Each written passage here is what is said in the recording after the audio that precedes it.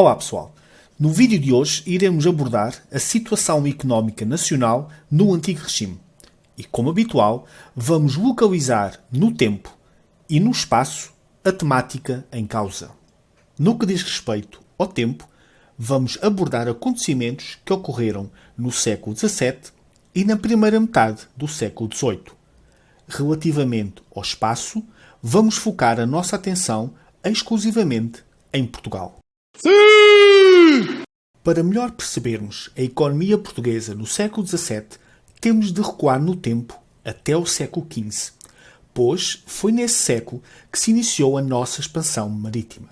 Essa mesma expansão permitiu a Portugal, do ponto de vista económico, ter acesso a um vasto leque de produtos provenientes de várias partes do mundo. Produtos esses que eram muito requisitados no mercado europeu. Portugal criou várias rotas comerciais, sendo as mais importantes, do ponto de vista económico, a Rota do Cabo, que ligava, por via marítima, Portugal à Índia, fonte das especiarias, e a Rota Atlântica, também conhecida por Comércio Triangular, pois ligava Portugal à costa ocidental africana e o Brasil. No século XVII, a economia portuguesa baseava-se em dois grandes pilares. A agricultura, de onde produzíamos produtos como o azeite e o vinho, que eram depois exportados para o resto da Europa, e o comércio colonial, baseado nas rotas anteriormente mencionadas, realçando os produtos provenientes da próspera Rota Atlântica, como o açúcar, o tráfico de escravos e, mais tarde, o ouro. No final do século XVII, infelizmente, a economia portuguesa atravessou um conjunto de dificuldades. No que diz respeito à agricultura, a maioria das terras estava na posse do clero e da nobreza, que carregavam os camponeses com inúmeros impostos. Para além disso, as técnicas e os instrumentos utilizados na produção agrícola eram rudimentares. Esses dois fatores contribuíram para que a produtividade nesse setor fosse fraca. Relativamente ao comércio colonial, esse setor sentiu também dificuldades no final do século XVII. A dispersão e a extensão das nossas colónias, aliadas ao facto de que o nosso país não possuía recursos humanos suficientes para a sua proteção, foi um dos fatores que levou à redução dos lucros provenientes das nossas rotas comerciais.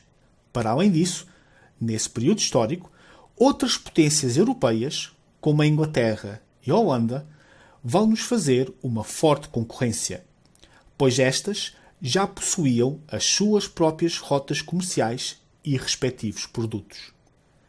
Esse cenário afetou sobretudo a nossa atividade comercial no Oriente. A fraca produtividade agrícola e a redução do lucro comercial foram fatores que influenciaram de forma negativa a nossa balança comercial. A diminuição das nossas exportações, ou seja, os produtos que vendíamos ao estrangeiro, e a manutenção de um elevado número de importações, ou seja, os produtos que comprávamos ao estrangeiro, fizeram com que Portugal atingisse uma balança comercial deficitária ou desfavorável, entrando então numa situação de crise económica.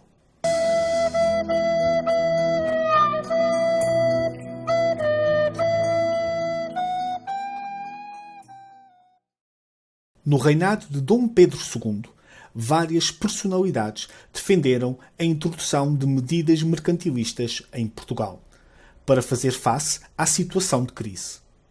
Esse tipo de medidas tinham como objetivo não só a proteção das economias nacionais, bem como o desenvolvimento da produção interna, tendo já sido previamente aplicadas por outras nações europeias, como a França e a Inglaterra, apresentando resultados muito positivos.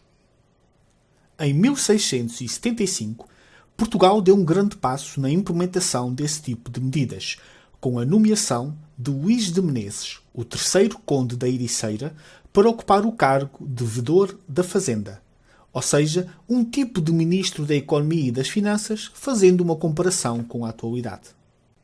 Tendo acesso às mais recentes tecnologias, conseguimos teleportar o Dom Luís de Menezes para que ele nos possa elucidar sobre as medidas mercantilistas por ele criadas.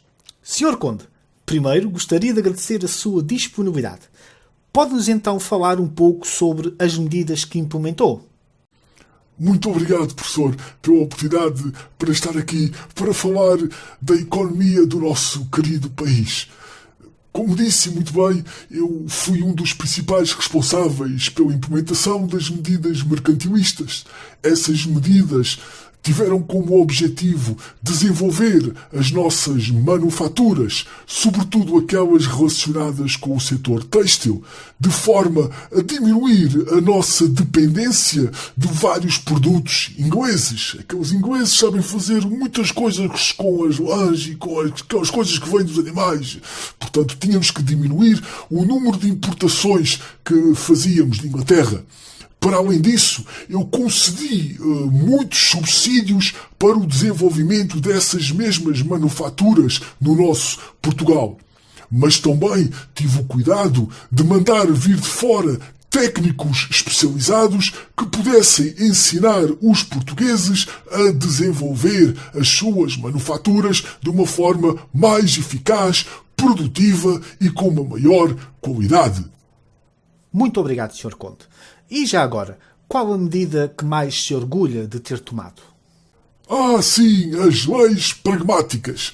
Sim, eu implementei-as, se agora a memória não me falha, no ano de 1677. Exato, elas ficaram conhecidas como pragmáticas e o objetivo delas foi impedir, diria até mais, proibir a compra de certos artigos, os chamados artigos de luxo, que vinham do estrangeiro.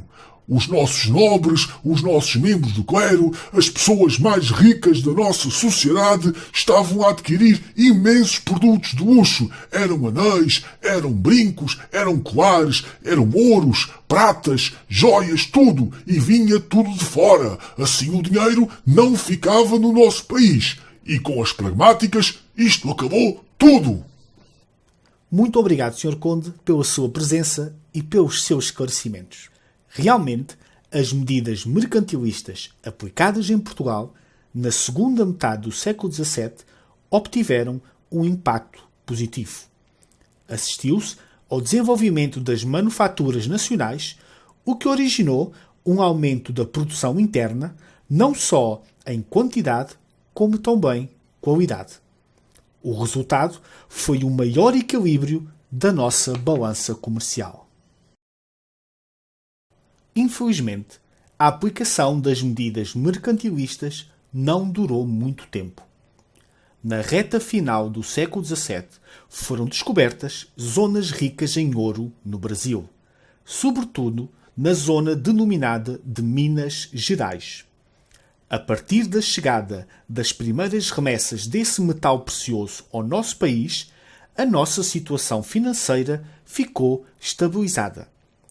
Mas essa foi uma situação enganadora, uma autêntica faca de dois gumes.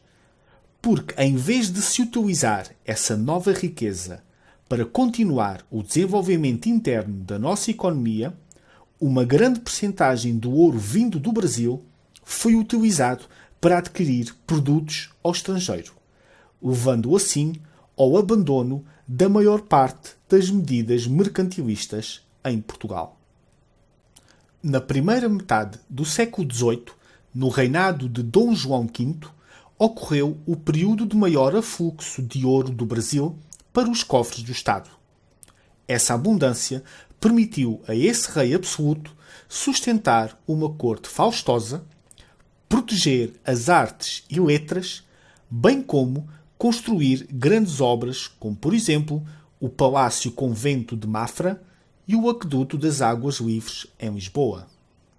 A situação económica portuguesa sofreu novo rude golpe em 1703, com a assinatura do Tratado de Methuen.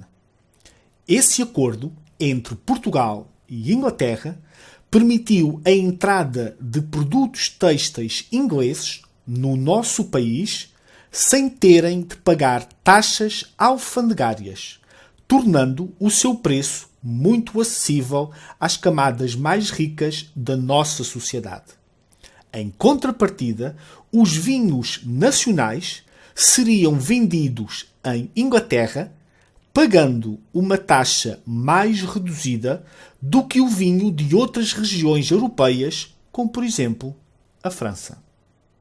Podemos então concluir que o ouro brasileiro e o Tratado de Methuen tiveram um impacto negativo no setor manufatureiro e na balança comercial portuguesa, pois as medidas mercantilistas foram abandonadas, registando-se uma diminuição da produção interna e uma redução nos apoios às manufaturas nacionais.